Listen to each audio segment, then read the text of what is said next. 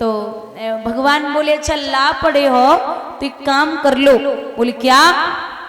बोले आप ले लो कुछ। बोले क्या ले ले? हाँ मैं दूंगा। बोले बिल्कुल।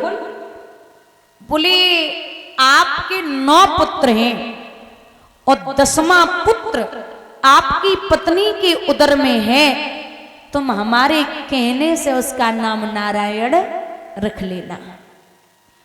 जैसे ही नारायण का नाम सुना तो इतना बड़ा पापी है महाराज सीधे बुद्धि घूम गई और भगवान के सामने चरणों पे गिर पड़ा और एक बात कही कि प्रभु आप संत हैं, मैं आपको गुरु बनाना चाहता हूं, मुझे एक मंत्र दे दें। भगवान बोले जरूर दूंगा, ले लो मंत्र। क्या? ए गोविंद गोविंद गोपाला गोपाला मैया के कन्हैया नंदलाला, मैया के कन्हैया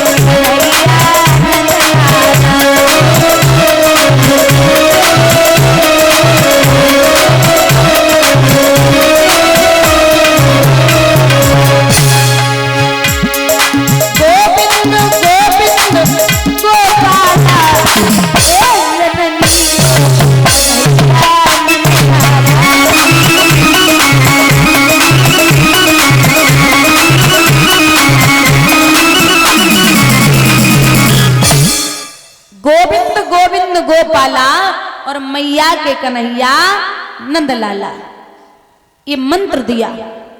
ठीक है, ब्रह्म मुहूर्त में 4 बजे भगवान अंतर ध्यान है गए और एक बात कह के गए हैं कि अजामिल जब भी भोजन करने के लिए बैठो तो बस भोग लगाने के बाद ही भोजन करना। ये सत्यता है, जो व्यक्ति भोजन करने से पहले ठाकुर जी का भोग नहीं लगाता तो ऐसा हम नहीं संत कहते और विद्वान कहते हैं कि वो गाय के मांस खाने के बराबर भोजन होता है। जब भी आप भोजन करें तो वो भोजन सबसे पहले ठाकुर जी के चरणों में जरूर रखना है। और अगर नहीं है ठाकुर जी घर में तो आप जहां बैठे हैं ना, वो टुकड़ा जैसे ही तोड़े तो उनका नाम लेकर के ही भोजन प्राप्त करें। अजामिल बैठता और जैसे ही भोजन करने के लिए बैठा तो याद आई है कि प्रभु कह के गए थे कि भोग लगाने के बाद ही भोजन करना है। अब बैठते ही बैठते अजामिल बोला कि आइए आइए और राम जी आइए, आइए आइए माधव जी आइए और मेरे भोजन का भोग लगा लाइए।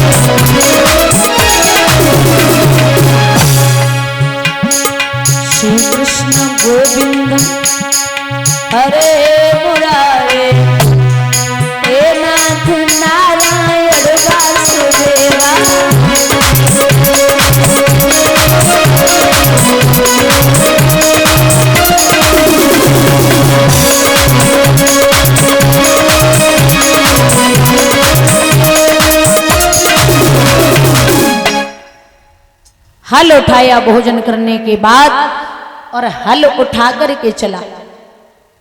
चलता जा रहा गोविंद गोविंद गोपाला यशोदा के कन्हैया नंद लाला, गोविंद गोविंद गोपाला यशोदा के कन्हैया नंद लाला। कह रहा था तो ऐसी बुद्धि बिगड़ी, महाराज एक नाला पड़ा, उस नाले को पार किया, पता नहीं प्रभु की क्या कृपा, वो इतना बोल रहा था कि गोविंद गोविंद गोपाला यशोदा के कन्हैया, पीछे नंदलाला शब्द भूल गया। उन्हीं पैरों वापस आया, पत्नी से कहा कि गुरुजी क्या मंत्र दे गए थे? तो पत्नी बोली महाराज वो हमें नहीं पता, आप ही जानो। बच्चे से पूछा कि गुरुदेव क्या मंत्र दे गए थे? बोले हमें नहीं पता, आप ही जानो। एक छोटी सी बिटिया घर में थी, उससे कहा गुरुदेव क्या मंत्र दे गए थे? तो बिटिया ने जवाब दिया पिताजी हमें पता है। बोले क्या? बोले गुरुजी कह के गए थे कि गोविंद गोविंद गोपाला और मैया के कन्हैया गुंछाला। और नंदलाला शब्द वो भी भूल गए, वो गुंछाला गुंछाला कह रहे। अजामिल अब हल उठाओ और बैलन को लेके खेत में पहुंचे, बोले गोविंद गोविंद गोपाला यशोदा के कन्हैया गुंछाला। चले चलो गुंछाला, थोड़ो और रह गयो गुंछाला। अब कह रहे भोले बाबा और पार्वती निकल रहे।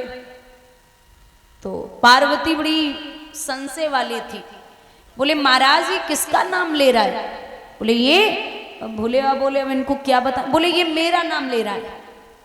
पार्वती बोली तुम्हारा नाम गुंछाला कब से पड़ेगा? बोले वो जो भक्त जैसे नाम लेता है ना, मैं वैसे ही उसको दर्शन देता हूं।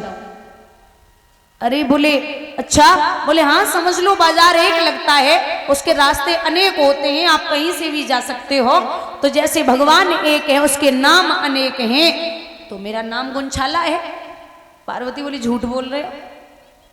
मैं झूठ नहीं बोलता, जो तुम्हारे मन अति संदेह तो तुम जाए परीक्षा ले आओ। संदेह हो रहा है, ठीक है जाती हूं। अब पार्वती वो भेष लेके नहीं गई, दूसरा एक स्त्री का भेष, एक औरत का, मैया का भेष लेके पहुंची। तो बोली भैया जी किनको नाम ले रहे हो? अब अजामिल तो वैसे भी गुस्से में था, नाम भूल गया। तो नाई बोलो। बोले भैया जी किनको नाम ले रहे हो? फिर वो नाई बोलो। सो दोनों नाथे पकड़ी, पार्वती ने बेलन की जवाब दिया किनको नाम ले रहे हो? अब बताता क्यों नहीं भाई? अब गुस्सा मेरा नाम तो भूल ही गए। उसे बोले तुम्हारे पति को नाम ले रहे हो, उसे ये पता नहीं है कि पार्वती है। बोले ओ खून खोल गया मेरा, आपके पति का नाम ले रहा हूं, बताओ क्या करना है? पार्वती बोली जो तो सही कह रहे हो। सो वहां से लौटी, बोले बाबा बोले हाँ ले आई परीक्षा? बोले ले आई। बोले किसका नाम ले रहा था? अरे महाराज वो तो तुम सही कह रहे थे, वो तो तुम्हारा ही नाम ले रहा था। जवाब दो बाबा ने, इतनी परीक्षा ठीक ना है। क्यों? आप नहीं जानते कि जरा तारों से तारे मिला के तो दे, और जरा मोहन को दिल से बुला के तो दे। वो प्रभु खिंचे हुए बंधे हुए चले आएंगे, वो प्रभु खिंचे हुए बंधे हुए चले आएंगे।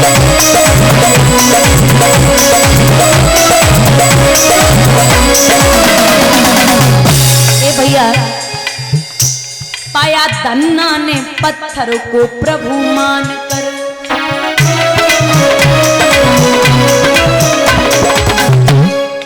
क्या इतने लोग बैठे हैं, आपने एक नाम सुना होगा धन्ना सेठ, सुना है? जैसे आदमी ज्यादा धनवान हो जाए वो तो थोड़ा सा घमंड आ जाए, बोलते हाँ बहुत बड़ो धन्ना सेठ है ना। तो आपको बता दें बुजुर्गों जो ये धन्ना थे ये 5 साल के थे, और इनके गांव में एक महात्मा आए सालिग्राम की मूर्ति लेके। अब सालिग्राम जी जो होते ना पत्थर जैसे होते, एकदम चिकने बढ़िया से अच्छे लगते हैं। तो धन्ना ने 5 वर्ष का था, वो संत जी के हाथ में वो सालिग्राम देख लिए, बोले हमें जय पत्थर चाहिए, हमें जय चाहिए। अब 5 वर्ष का बच्चा जिद कर गया। मैया बोली लाला जे संत जी के भगवान है, जे नाय दिए मान जाओ। धन्ना बोला चाहिए तो जय चाहिए ना, भोजन नहीं करूंगा। अब संत उतने इतने बड़े जिद्दी रहे, संत बोले कि नहीं, हम अपने भगवान नहीं देंगे, बिल्कुल नहीं देंगे। तो मैया ने कहा करो कि अब लाला तो लाला माओ ही है, क्या करें, सो एक पत्थर उठाओ, खेत से पत्थर उठाए कि लाला के सामने तो बोले ले, वे तो नकली हैं जी असली हैं, तू इनकी पूजा कर और रोज अगरबत्ती लगाना, भोग लगाना, उसके बाद ही कुछ खाना है। और ठीक, अब धन्ना 5 साल के है, स्नान कर रहे, पत्थर रोज पूज रहे और भोग लगाए रहे, धीरे धीरे बड़े भये, शादी के योग्य है गई। अब शादी के योग्य हुए तो पिताजी सोचने लगे ये कुछ काम तो करता नहीं है, तो बोले ले 2 गेहूं की बोरी ले जा और खेत में गेहूं की बुवाई करके आ। धन्ना बोले चलो ठीक है जा रहे। सो गेहूं की बोरी ली और लेके चले। 15-20 संत जाए रहे। तो संतन को जब धन्ना ने देखो, संत जी बोले लाला का नाम है? बोले धन्ना। कहाँ जा रहे हो? बोले खेत की बुवाई करनी है। वो जब काहे? बोले गेहूं। संत बोले 4 दिन से भोजन ना मिलो, तुम मुझे गेहूं हमें दे दो, हम पिसवाए के आटा बनवाए के भोजन कर लेंगे कहीं जाए के बनाए के। धन्ना बोले जैसे तुम आए गेहूं वैसे हम आए गेहूं, और जैसे हम आए वैसे तुम आए, तुम ले लो, हमाओ कम से कम काम तो बचो। दोनों बोरी संतन को पकड़ाए दी। अब महाराज जब संतन को बोरी पकड़ाई, धन्ना विचार कर रहे हो कि अगर लौट के गए और गेहूं की बुवाई तो वही ना है, पिताजी बहुत मारेंगे। सो 2 बालू की बोरी भरी और पूरे खेत में बालू बो के घर आ गया। पिताजी ने कहा बो आए? बोले आप बिल्कुल बो के आए, फसल आएगी ना अच्छी? बोले बहुत अच्छी। अब धन्ना मन ही मन में सोच रहे कि अगर फसल ना होगी तो बाप छोड़ेगो ना है। बहुत दुखी। 2 महीने बाद फसल देखी गई, बड़ा बढ़िया गेहूं उपजा है। महाराज पिता खुद देखने पहुंचा तो 3रे महीने में गेहूं की फसल ऐसी देखी है, पिता खुद कह रहा है कि पहली बार जीवन में मैं ऐसी फसल देख रहा हूं। जब गेहूं की कटाई हुई तो इतना गेहूं निकला है, उस गेहूं को बेच के धन्ना ने सबको दक्षिणा दी, इतना बड़ा भंडारा किया, महाराज सबको खिलाया है। उसी दिन से लोग धन्ना से बोलने लगे, पाया धन्ना